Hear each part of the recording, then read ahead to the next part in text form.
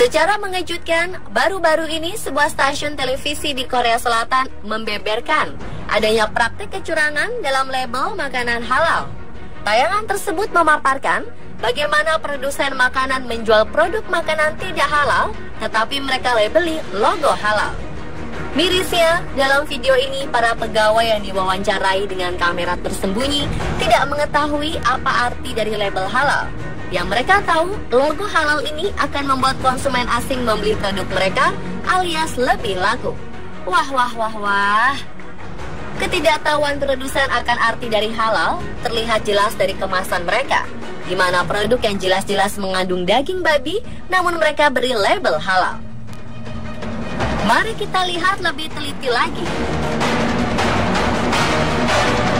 Temuan ini mengejutkan pemerintah Korea Selatan karena selama ini pemerintah setempat gencar untuk mempromosikan makanan halal untuk pasar muslim. Kasus serupa juga pernah terjadi Agustus 2015 lalu. Pihak berwajib menangkap 6 orang di Busan, Korea Selatan setelah terbukti terlibat menjual makanan berlabel halal palsu secara massal. Pihak berwajib mencurigai mereka melakukan pendistribusian daging bebek yang dikemas dengan label sertifikat halal palsu.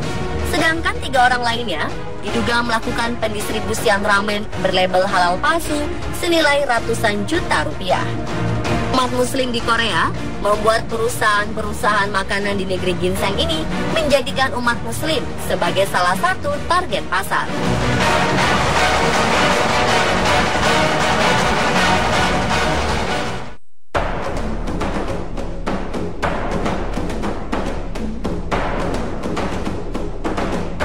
Tak hanya terjadi di negara minoritas muslim saja, kasus makanan berlabel halal palsu pun beredar di Indonesia.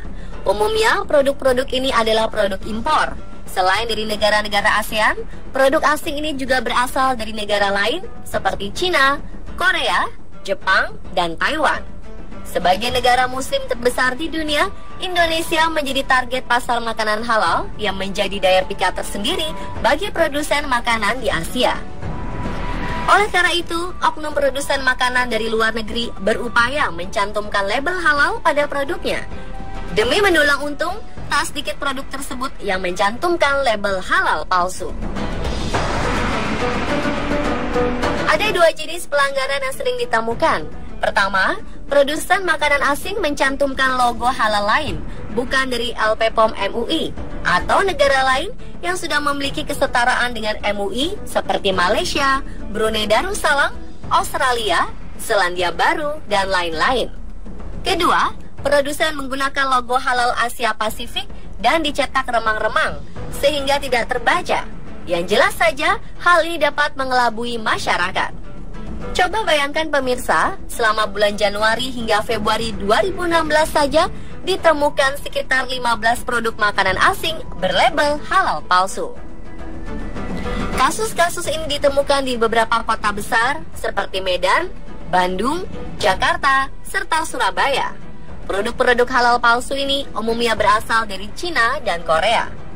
Pencantuman label halal palsu merupakan tindak pidana untuk menipu konsumen agar yakin dengan kehalalan produk tertentu.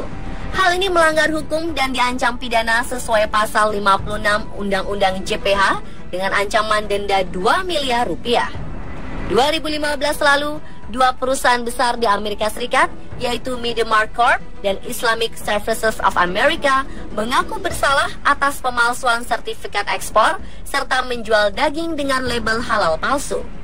Keduanya berkonspirasi untuk mengekspor produk daging sapi dengan label halal palsu untuk penjualan di Malaysia dan Indonesia.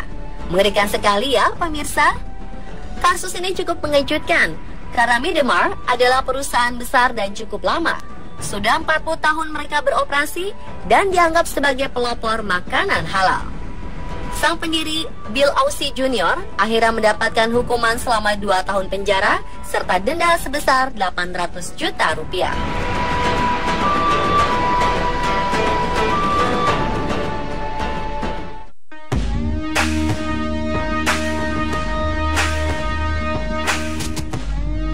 Tahukah Anda pemirsa, dengan semakin meningkatnya permintaan produk halal, hal ini membuka peluang usaha dalam bisnis sertifikasi halal. Berbeda dengan di Indonesia, yang pelabelan halal terpusat pada Majelis Ulama Indonesia, di beberapa negara, sertifikasi halal juga dapat dikeluarkan oleh sebuah perusahaan yang fokus pada pelabelan halal.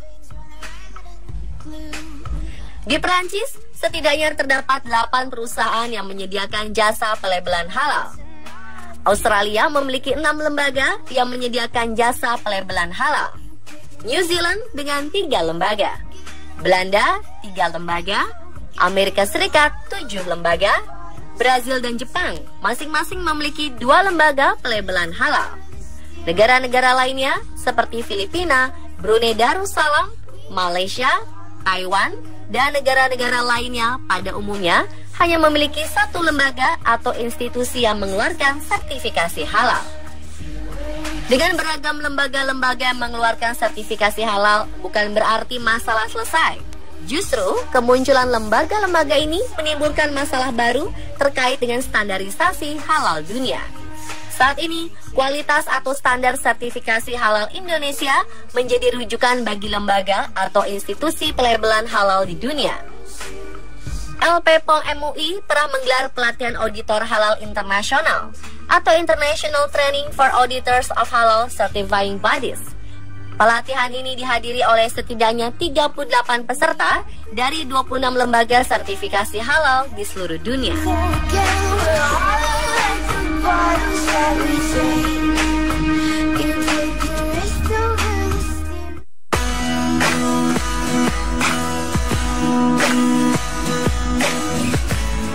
Sebagai lembaga otonomi bentukan MUI, LPPOM MUI tidak berjalan sendiri. Keduanya memiliki kaitan erat dalam mengeluarkan keputusan. Syarat kehalalan suatu produk adalah tidak mengandung DNA babi, tidak mengandung bahan-bahan yang diharamkan, semua bahan yang berasal dari hewan harus disembelih dengan syariat Islam. Semua tempat penyimpanan, penjualan, pengolahan, dan transportasinya tidak boleh digunakan untuk daging babi. Setiap produsen yang mengajukan sertifikasi halal bagi produknya harus melampirkan spesifikasi dan sertifikat halal bahan baku, bahan tambahan, dan bahan penolong, serta bahan aliran proses. Surat keterangan ini bisa dari MUI daerah untuk produk lokal atau lembaga Islam yang diakui oleh MUI untuk produk impor. Selanjutnya, tim auditor LPPOM MUI melakukan pemeriksaan dan audit ke lokasi produsen yang bersangkutan serta melakukan penelitian laboratorium yang hasilnya dievaluasi oleh rapat tenaga ahli LPPOM MUI yang terdiri dari ahli gizi, biokimia, pangan, teknologi pangan, teknik pemrosesan, dan bidang lain yang berkait. Bila memenuhi persyaratan, laporan akan diajukan kepada sidang komisi fatwa MUI untuk memutuskan kehalalan produk tersebut.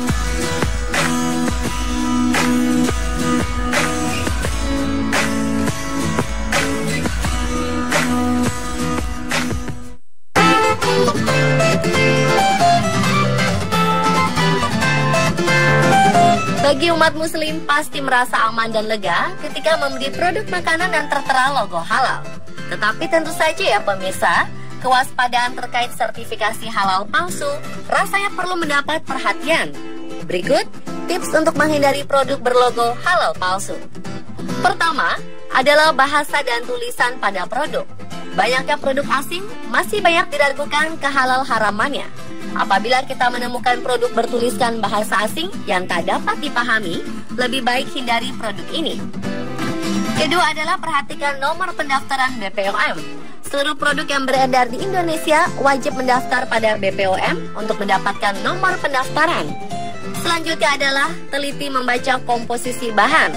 Bahan-bahan yang perlu diperhatikan kehalalannya antara lain emulsifier, stabilizer, shortening, halo, gelatin, serta kolagen. Karena bahan-bahan ini ada yang halal dan ada juga yang haram, tergantung dari bahan pembuatannya. Bahan makanan berkode E334 merupakan hasil samping dari industri wine. Ketidaktahuan konsumen akan bahan-bahan makanan yang tertera dalam kemasan seringkali dimanfaatkan oleh produsen makanan nakal yang tak bertanggung jawab.